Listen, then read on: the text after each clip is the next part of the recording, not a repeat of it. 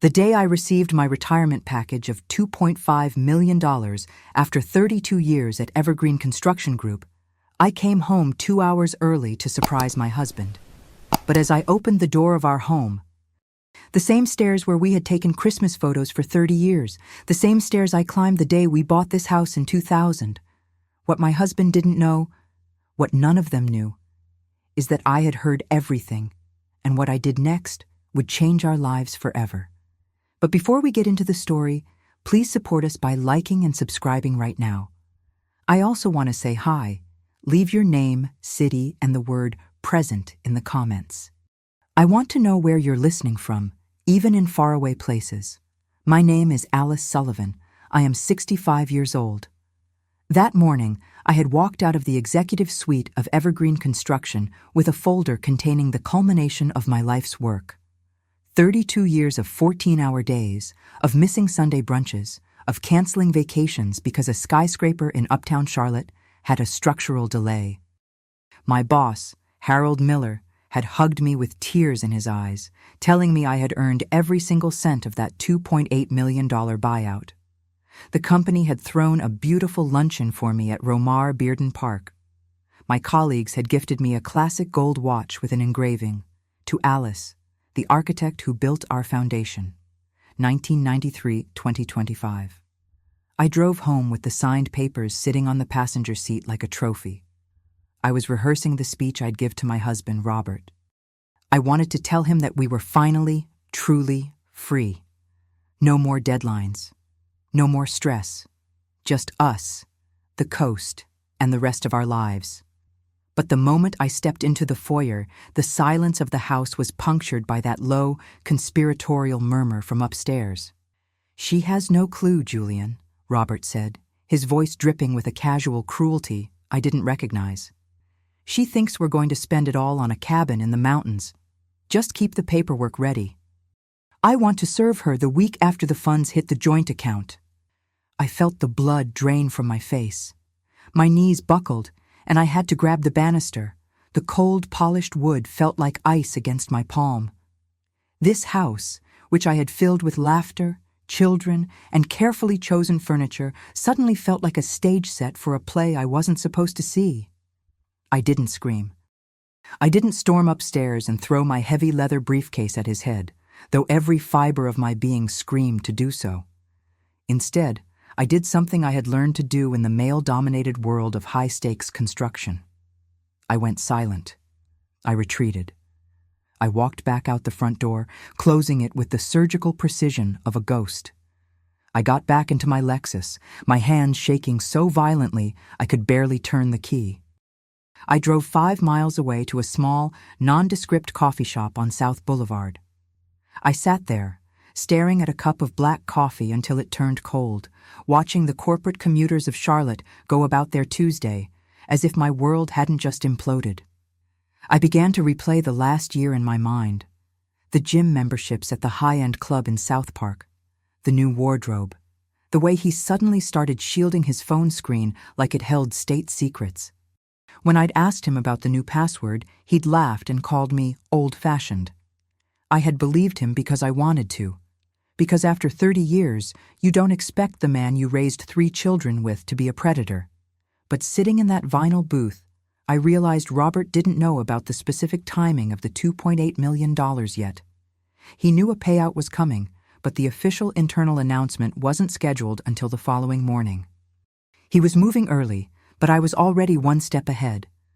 I pulled out my phone and called Sophie.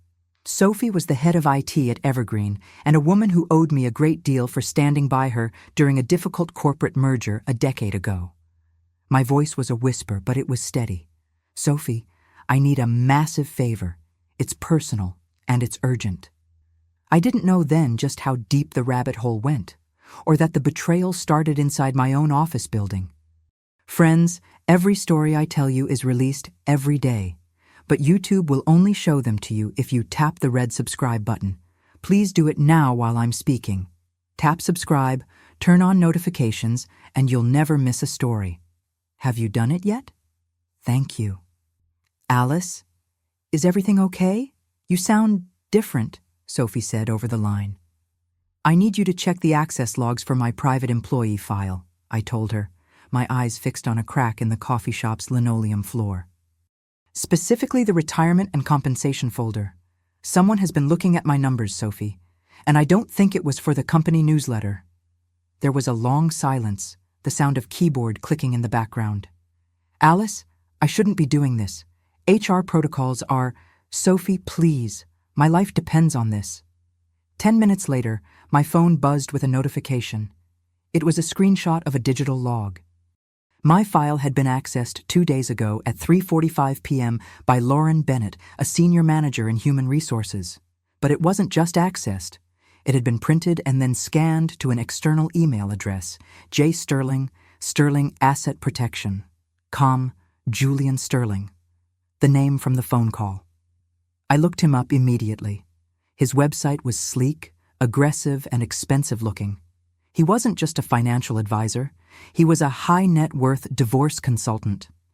His bio boasted about shielding assets for the primary breadwinner and maximizing marital settlements. He was a shark for hire, and my husband was his latest client. The realization hit me like a physical blow. Robert wasn't just leaving me. He was working with a specialist to ensure that my 32 years of labor became his retirement fund. And Lauren Bennett from HR? I remembered her now. She was a friend of Robert's sister. They had all been at our house for a barbecue last July. The betrayal was a web, woven right under my nose. I sat there for another hour, the architect in me taking over. When you build a skyscraper, you don't start with the glass. You start with the bedrock.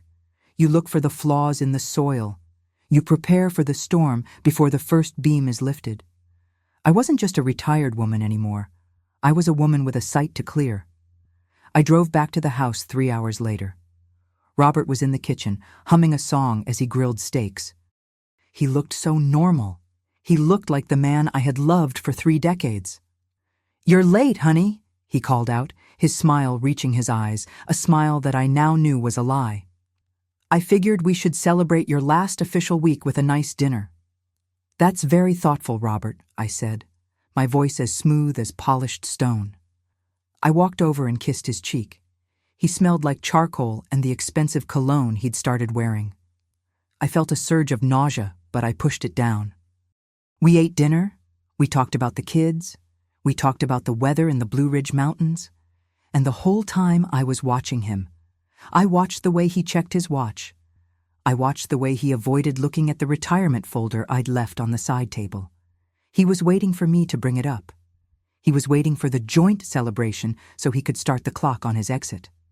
"Is something wrong?" he asked, tilting his head. "You're very quiet tonight, Alice." "Just tired," I lied. 32 years is a long time to carry a building on your shoulders. I think I just need a good night's sleep. I went to bed, but I didn't sleep. I waited until I heard his steady breathing, then I slipped out of bed and went to my home office. I began to make a list. Every account, every property, every shared asset. I needed a professional. Not a shark like Sterling, but someone with a soul and a very sharp blade. The next morning, I didn't go to my farewell breakfast at the office. I told Robert I had a headache.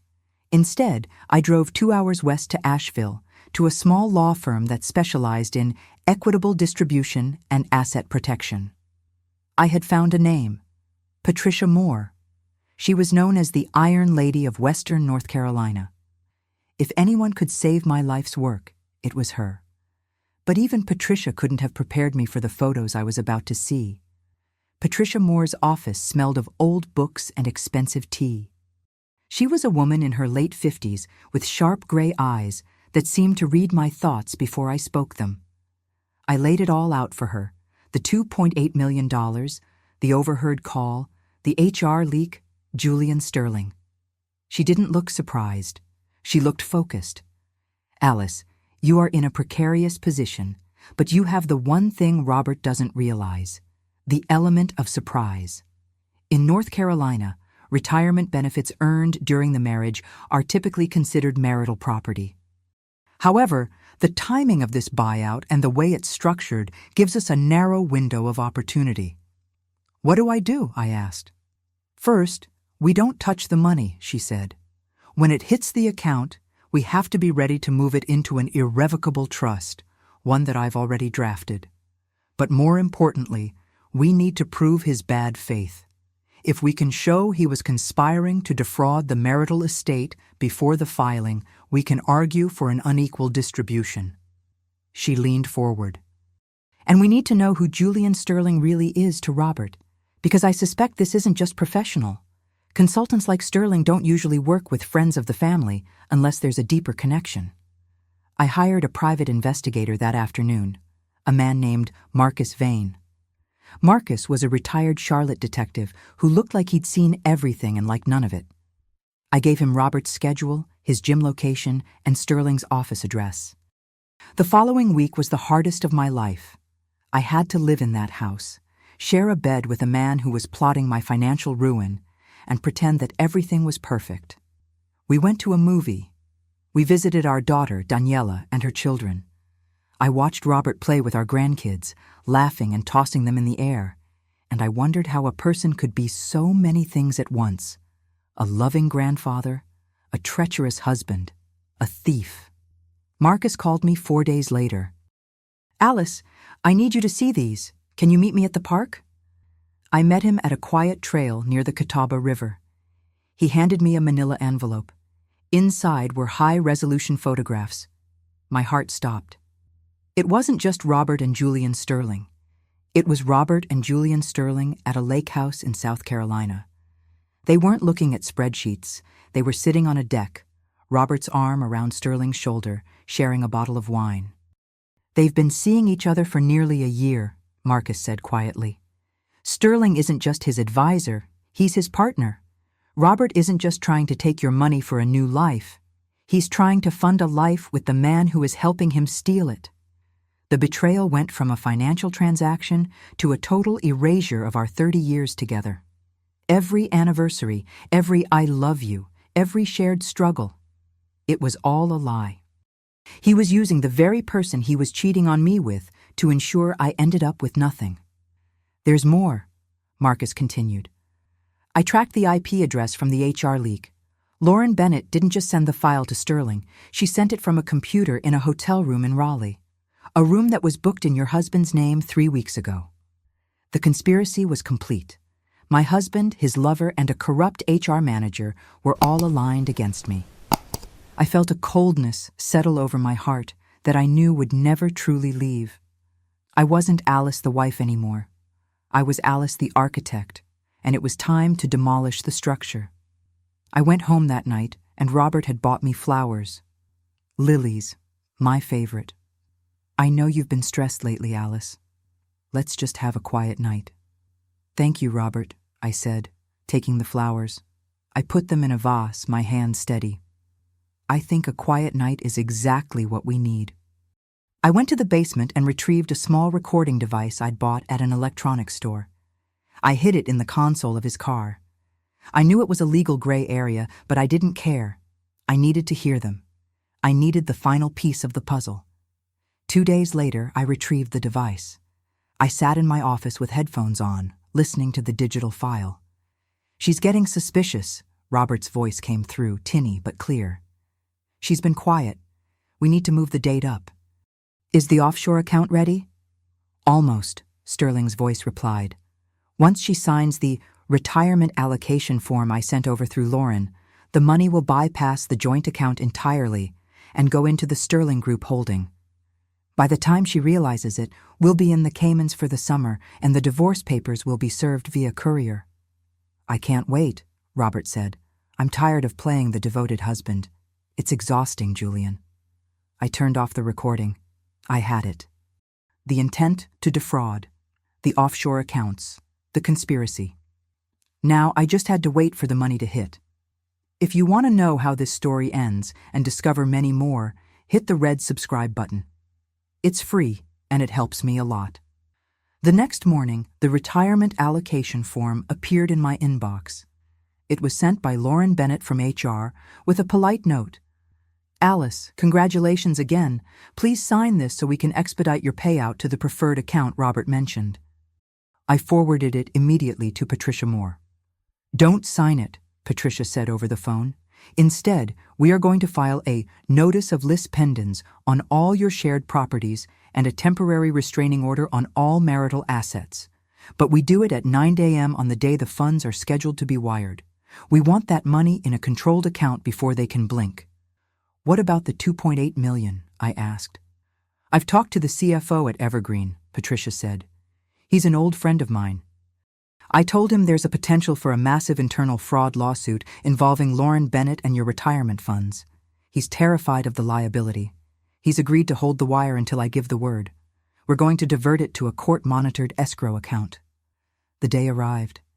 It was a Thursday, gray and rainy in Charlotte. Robert was acting jittery, pacing the kitchen with his coffee. Did you sign those forms for Lauren yet? He asked, trying to sound casual. I'm doing it this morning, Robert, I said, smiling at him over my newspaper. Don't worry. Everything is going according to plan. I left the house at 8:30 a.m., ostensibly to go to the office to hand in my ID badge. Instead, I drove straight to Patricia's office. We sat in her conference room, watching the clock. At 9:01 a.m., Patricia's assistant walked in. The filing is complete. The restraining order is active. The bank has frozen the joint accounts. And the CFO at Evergreen has confirmed. The $2.8 million is in the escrow account, under your name only, pending the litigation. At 9:15 a.m., Robert's world ended. He was at a coffee shop meeting Julian Sterling. Marcus was there, filming the whole thing. A process server walked up to their table and dropped a thick stack of papers in front of Robert. The video Marcus sent me showed the color drain from Robert's face. He looked around wildly, his eyes landing on Julian, who was already standing up, trying to distance himself.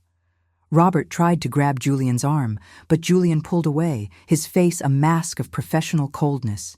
The partner was gone the moment the money was out of reach. I stayed at a hotel in downtown Charlotte that night. I didn't want to see him. I didn't want to hear his excuses. But Robert called me 42 times. He sent dozens of texts ranging from, "Alice, this is a misunderstanding," to "How could you do this to us?" I didn't reply to a single one. The next day, Patricia and I met with Robert and his new lawyer, not Julian Sterling, who had vanished the moment he was named as a co-conspirator in a fraud filing. Robert looked like he hadn't slept in a week. He looked small. "Alice, please," he whispered as we sat across the table. 30 years. You're going to throw it all away over a mistake? A mistake, Robert? I asked, my voice echoing in the sterile room. You and Julian Sterling planned to leave me with nothing. You used our marriage as a hunting ground. You didn't just have an affair. You tried to steal my life. Patricia laid out the terms. Because of the documented intent to defraud the marital estate, the conspiracy with a third party, and the illegal use of company resources via Lauren Bennett, we are seeking 80% of the marital assets. And the $2.8 million? That stays with Alice. It was a buyout based on her individual career longevity, and your bad faith has forfeited any claim to equitable distribution. Robert's lawyer tried to argue, but Patricia just tapped the manila folder containing the photos of the lake house and the transcripts of the car recordings. If this goes to a public trial, Patricia said calmly, not only will Robert lose everything, but Julian Sterling's career will be over, and Lauren Bennett will likely face criminal charges for corporate espionage and privacy violations. Is that a risk you want to take? The room went silent. Robert looked at the floor. He knew he was beaten. He signed the preliminary agreement 2 hours later. The aftermath was a whirlwind. Lauren Bennett was fired from Evergreen Construction within 24 hours. The company didn't want the scandal, and my evidence was undeniable. She tried to sue for wrongful termination, but once she saw the log Sophie had pulled, she disappeared into the suburbs, her career in HR effectively dead. Julian Sterling faced an ethics investigation by the financial board. It turned out he had done this to 3 other women in the Charlotte area. My case was the one that finally broke the pattern. He lost his license, and his asset protection firm shuttered within 6 months. As for Robert, he moved out of our house and into a small apartment near the airport. He received his 20% of the marital assets, enough to live on, but a far cry from the millions he had envisioned. Our children, Carlos, Daniela, and Miguel, were devastated. I sat them down and showed them only what they needed to see. I didn't want to destroy their memory of their father, but I needed them to understand why the house was being sold and why their parents were no longer speaking. They were angry at him, but mostly they were sad. They saw the shell of a man he had become. I sold the Charlotte house. It was too big, too full of echoes. I walked through the empty rooms one last time, remembering the birthday parties and the anniversaries. I realized that for 30 years, I had been building a home on a foundation of sand. I had been the one doing the work, the one providing the stability, while Robert had simply been a guest in the life I created. With my $2.8 million and my share of the house sale, I did something I had never allowed myself to do. I bought a small, beautiful stone cottage in the Blue Ridge Mountains, near Bernal. It had a workshop where I could finally take up woodworking, something I'd wanted to do since architecture school. I spent my first winter there alone, watching the snow fall over the peaks.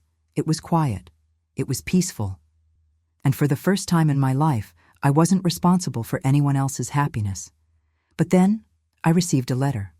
It was from Robert. "Alice, I'm sick," it read. "The doctors found a tumor.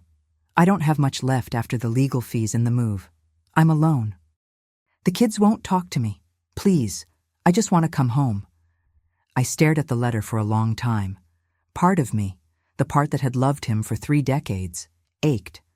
But the architect in me looked at the structure of his words. He didn't say he was sorry for the theft.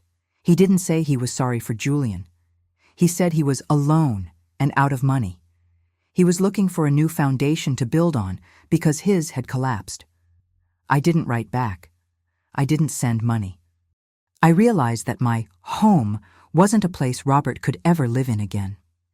A year later, I was at a gallery opening in Asheville showing some of the furniture I'd crafted. A woman approached me, Andrea, a woman I'd met through Patricia's office. She had been another victim of Julian Sterling's schemes. "I heard about Robert," she said softly. "What did you hear?" I asked. "He tried to marry a woman in Charleston 6 months ago, a wealthy widow. He used the same lines, the same charm. But she had a daughter who was a lawyer. They caught him before the wedding." I felt a chill run down my spine. He hadn't changed. He hadn't been sorry. He had simply been looking for the next project to fund his lifestyle. The tumor in the letter had likely been another lie, a final, desperate grab for my resources. Today, I am 66 years old. I live in a world I built with my own hands, and it is solid. My children visit me often. Carlos brings the grandkids to hike the trails behind my cottage. Daniela and I spend hours in the workshop, the smell of cedar and sawdust filling the air. They are proud of me. Not just because I'm successful, but because I didn't let the betrayal turn me into stone. Robert passed away a few months ago. It wasn't a tumor. It was a heart attack in his small apartment. He died alone. I went to the funeral for the sake of my children, standing at the back of the small chapel in Charlotte. I felt a strange sense of closure, but not the kind I expected. I didn't feel hatred. I felt a profound, echoing pity. He had spent his life trying to take things that weren't his, and in the end, he left with nothing. The most unsettling part of this journey wasn't the affair or the money. It was the realization of how well a human being can hide. I lived with a man for 30 years and never truly knew the darkness that lived in the quiet moments between us. It makes me wonder about everyone I meet now. What are they building in the shadows? What is behind the smile of the neighbor or the kindness of a stranger? But I don't let that fear stop me. I just check the foundation now. I look at the blueprints. The $2.8 million is still there, growing in a trust that will one day go to my grandchildren. It represents 32 years of my life, but it doesn't define me. My dignity defines me. My resilience defines me. If you are listening to this and you feel like your world is crumbling, remember this. You are the architect of your own life. If the structure is rotten, tear it down. It will hurt. It will be loud. There will be dust and debris. But once the site is clear, you can build something that will actually stand the test of time. I sit on my porch now, watching the sunset paint the Blue Ridge Mountains in shades of purple and gold. I have my coffee. I have my peace. And I know that I am finally truly home. If you enjoyed this story, click subscribe and tell me in the comments what part impressed you. There's more tomorrow. See you there.